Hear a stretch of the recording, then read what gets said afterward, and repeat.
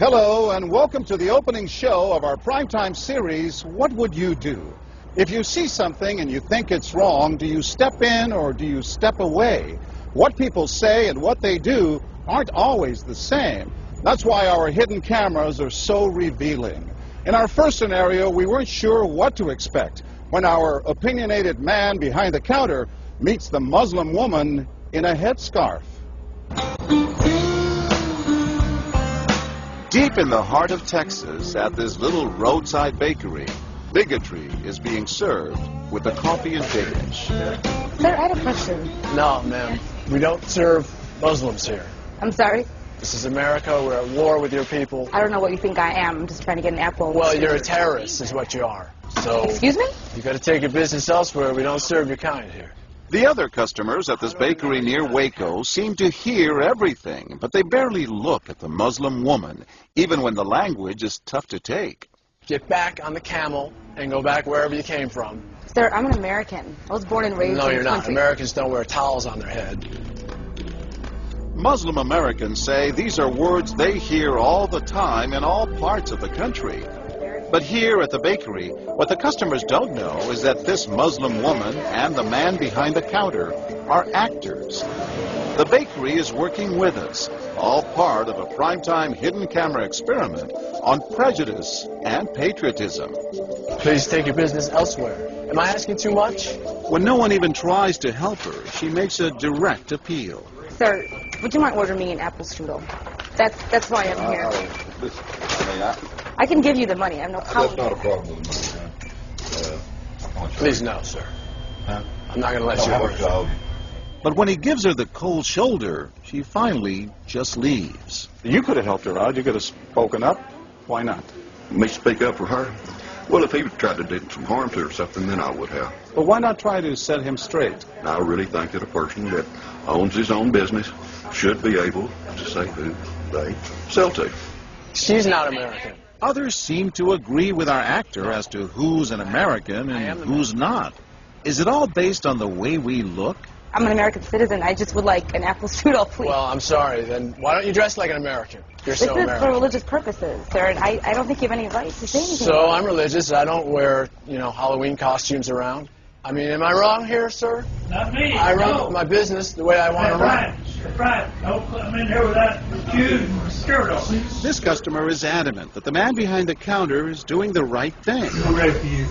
But the fact is, it's against the law to deny service to someone based on their race or religion. My name is John Quinones, and I'm with ABC News. What did you think of what you heard here? I didn't hear anything racist. He told her he wouldn't serve her. Well, he can say he wouldn't serve you if you come in here barefooted without a shirt on. But she wasn't barefoot or without a shirt on. Well, she wasn't dressed right. What do you mean? If I was running the place, I'd do the same thing. You wouldn't let Muslims shop at your store? I sure wouldn't. We never expected customers to be so candid. How do I know you don't have a bomb in there? Watch what happens this time when, once again, our Muslim woman is denied service This is not right.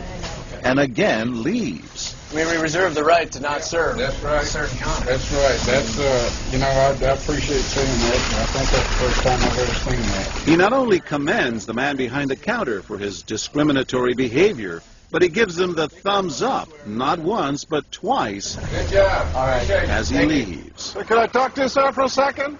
But when I approach, Sir, we're with ABC News. there is no thumbs up for me. We staged a little experiment in there to see how people would react to that kind of attitude. You're not an American. I am an American. That man took it a bit farther, telling me I'm not an American. He was threatened. Jack DeVideo is a social psychologist at Yale University. So when we as Americans feel threatened from the outside, we're going to define ourselves in very rigid fashions. Either you're with me, and if you're not really one of me, then you must be somebody else who's against me.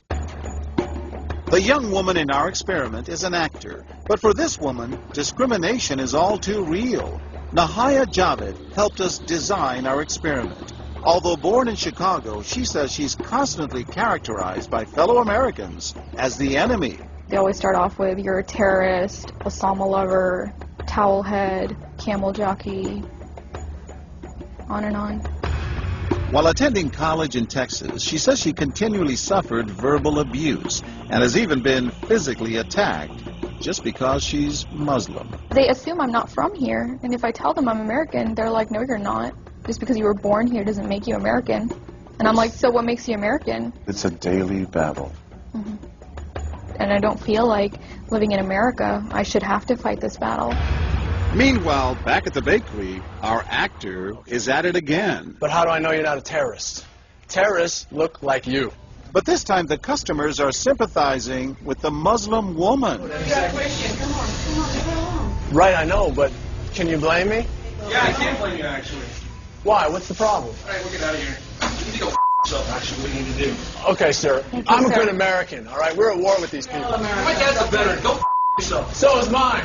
And he's not the only one who walks out in anger. You need to stop segregating against people. It's wrong. Excuse me? She's an American. No, just like you're a bad American.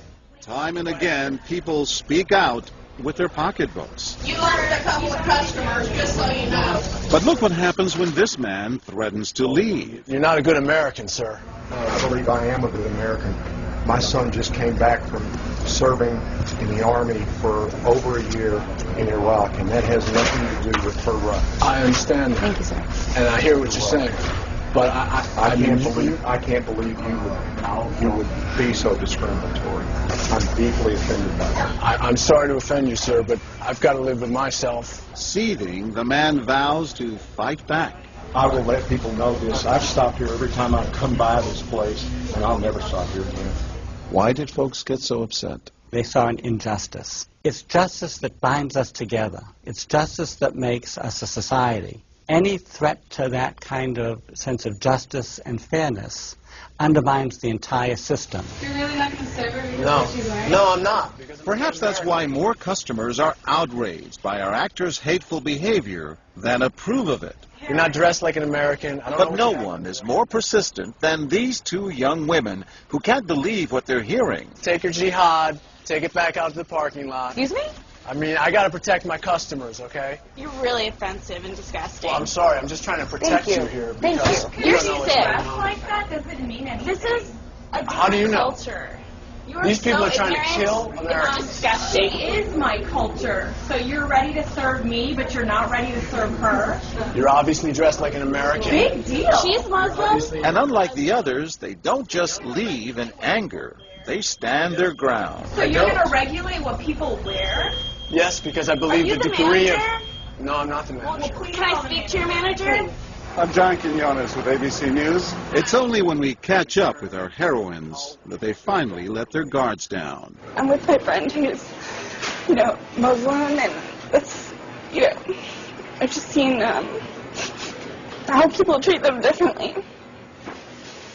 And it really hurts me. Just watching them stand up for what they believe in touches Professor DeVideo. In a way, they defended America. And I was impressed by that, because they wanted this to be a just society, a just place, a just bakery. I'm John Quinones. And remember this man whose son served in Iraq? He's also moved to tears. Every person deserves to be treated with respect and dignity. No matter how they're In every dressed. situation, no matter how they're dressed. Never have we seen reactions so polarized, from a thumbs up for prejudice to an emphatic thumbs down. Go yourself.